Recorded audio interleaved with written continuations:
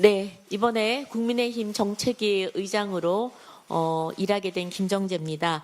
먼저 이렇게 우리 진성준 의장님과 이정문 수석 부의장님께서 따뜻하게 환대해 주셔서 감사드립니다.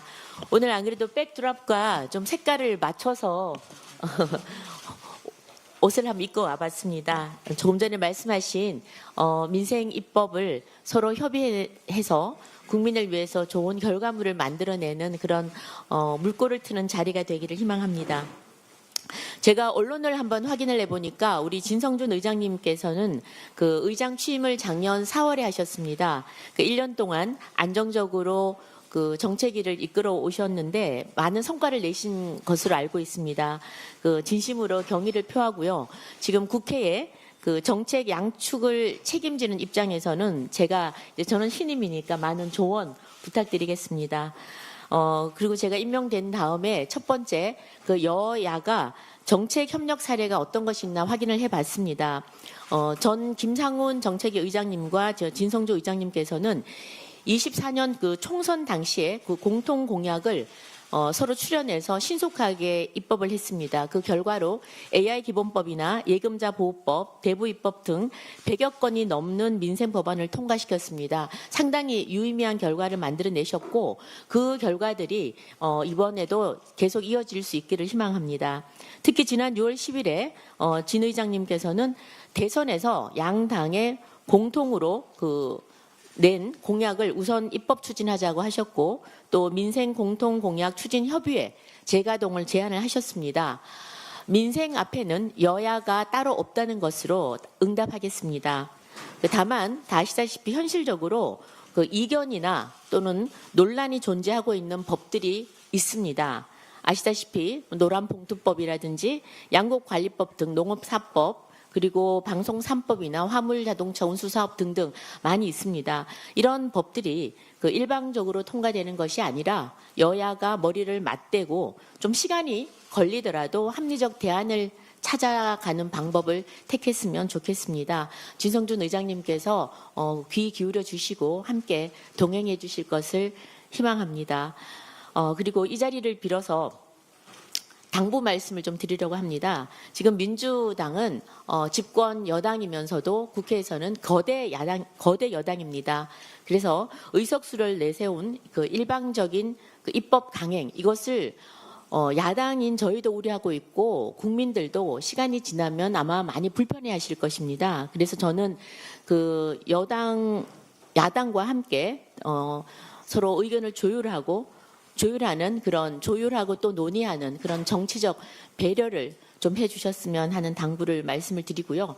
결국 이렇게 되면 지금 이재명 정부나 또 여당이나 국민적 신뢰도 올라갈 것이고 또 민생 정치의 지평을 넓히는 길이라고 생각을 합니다. 오늘 만남이 이렇게 단순히 인사치레로 끝나는 것이 아니라 진정 여야가 실질적으로 정책 협의를 복원하는 출발점이 되기를 희망합니다. 그리고 제가 이렇게 경험을 해보니까 저도 예전에 국토위 간사할 때도 우리 최인호 간사님하고 많은 협의를 했었는데요. 정말 자주 만났습니다. 자주 만나다 보니까 서로 마음을 터놓고 얘기하게 되고 결국은 우리가 여는 야는 야가 아니라 국민을 위해서 우리가 젊었을 때 한때 그 품었던 정의감 이런 것들이 여전히 살아있는 것 같습니다. 그래서 저는 더 자주 만나고 싶고요. 진성준 의장님 예전에는 제가 좀 워낙 스마트하시고 좀 딱딱하게 봤는데 전화 몇 통 해보니까 너무 부드러운 것 같아서 제가 좀 마음이 편합니다. 그래서 앞으로도 더 자주 만났으면 좋겠습니다. 예, 감사합니다. 예, 감사합니다. 그러면 다음은 진성준 정책위 의장님의 말씀 있겠습니다.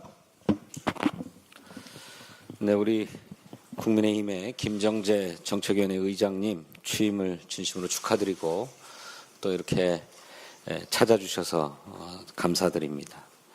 우리 김은혜 원내 정책 수석부대표시고 동시에 정책위 수석부의장도 겸임하시는 거죠. 예, 무거운 짐을 2개나 맡게 되셨습니다. 그것도 역시 능력이 되시니까 맡으신 것이라고 생각하고 축하드립니다. 저도 이제 얼마 전까지는 야당의 정책위원회 의장 아니었습니까? 이제 여야가 바뀌어서 처지가 좀 바뀌었습니다만 야당 정책위원회 의장으로서 가졌던 자세 뭐 이런 거를 잃지 않고 역지사지하는 심정으로 정책 협의에 임해야 되겠다 이런 생각을 갖고 있습니다. 앞서도 민생에는 여야가 없다 이렇게 말씀해 주셨는데 정말 그렇습니다. 민생이 정말 어렵고 그래서 민생 회복을 위해서는 여야가 함께 머리를 맞대고 힘을 모아야 할 때라고 생각합니다. 그러면 이렇게 어려운 민생도 해결해 나갈 수 있는 길이 열리지 않겠는가 그렇게 생각합니다.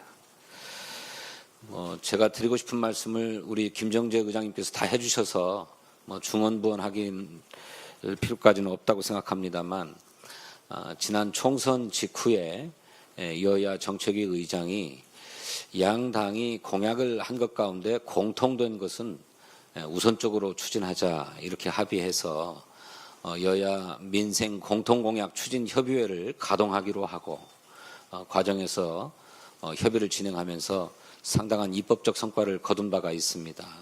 그걸 다 파악하셔가지고 한 100여 건 되더라 이렇게까지 말씀해 주셔서 감사드립니다. 저도 이번 대선 이후에 역시 시즌2를 진행해보자 이렇게 이제 제안을 드렸는데 저희들이 자체적으로 한번 스크린을 해보니까 여야가 무려 200여 건의 공통공약이 있더라고요. 또 그중에 입법이 필요한 것들을 추려보니까 한 80여 건 됩니다. 얼마 전에 저희 국정기획위원회에서도 모든 야당들께 공약을 전달해 주시면 공통공약을 좀 추려서 우선 국정과제에 반영하겠다는 제안도 드리고 그랬는데 거기서도 대략 비슷한 규모의 공통공약이 확인된다고 했던 것 같습니다. 국정과제도 우선순위에 포함시켜서 추진하기로 하고 또 그런 만큼 국회에서도 우선적으로 추진하면 우리 국민에게 큰 위안과 선물이 되지 않겠는가 그렇게 생각합니다. 또 그중에는 우리 국민의힘의 공약이 저희들보다 훨씬 더 전향적인 것들도 꽤 있습니다. 그건 저희들이 부족했음을 솔직히 시인하고 적극 받아서 추진하겠다는 생각도 가지고 있습니다. 그래서 아마 지금 이제 취임 막 하셨기 때문에 여러 가지 업무 파악도 하시고 하셔야 될 텐데 그런 시간이 되는 대로 함께 만나서 공통 공약들을 서로 좀 확인하고 함께 추진하자는 협의를 좀 구체적으로 진행했으면 좋겠다 하는 소망을 갖고 있습니다. 그럼에도 불구하고 여전히 여야 간에는 정치적인 생각이나 노선이나 이런 데 조금 달라서 이견이 있는 법안들이 적잖이 있습니다. 그 점은 충분하게 협의하고 국회에서 충분하게 심사해서 처리할 수 있도록 최선을 다하겠습니다. 이번에 그렇지 않아도 큰 전범이 하나 마련됐다고 생각합니다. 상법 개정안은 여야가 상당한 의견의 차이를 가지고 있었던 것이었는데 처리에 임박해서 국민의힘에서 전향적으로 검토해 주시고 또 원내 대표단이 서로 협상을 진행하면서 가장 어려울 거라고 생각했던 3% 룰까지 합의해서 처리하는 전범을 보여주셨습니다. 그런 전범이 앞으로도 이어질 수 있도록 최선을 다하겠다 하는 말씀을 드립니다. 앞서 말씀드렸던 것처럼 여야가 바뀌었습니다만 그런 만큼 서로 상대의 입장을 이해할 수 있는 여건이 훨씬 더 성숙한 게 아닌가 싶습니다. 역지사지의 자세로 정책 협의에 임하겠다 하는 약속의 말씀을 드립니다. 거듭 취임을 축하드린다는 말씀 올리겠습니다. 감사합니다.